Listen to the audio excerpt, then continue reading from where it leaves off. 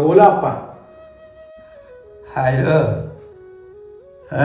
पोरा, अरे इथं आश्रमामध्ये जरा फॅन बसव, कूलर बसव, एखादा फ्रीज बसव बाबा. अहो तुम्ही 10-15 वर्ष झालं त्या वृद्धाश्रमामध्ये राहताय. कधी तुम्ही आतापर्यंत फॅन मागितला नाही, कूलर मागितला नाही, फ्रीज मागितला नाही, आणि एवढ्या शेवटच्या क्षणाला तुम्हाला या सगळ्या गोष्टींची का गरज भासायला लागली? अरे बाबा, मी माझ्यासाठी काही मागत नाही रे बाबा. अरे माझे सगळं आयुष्य असंच हालापेष्ट घालत गेले. मला काही त्याचं वाटत नाही बाबा. माझं काय रे, मी आज आहे उद्या नाही. माझं काय बरबस आहे बाबा. उद्या तुझ्या पोरांनी तुला इथं आणून सोडलं तर तुझा हाल नको रे.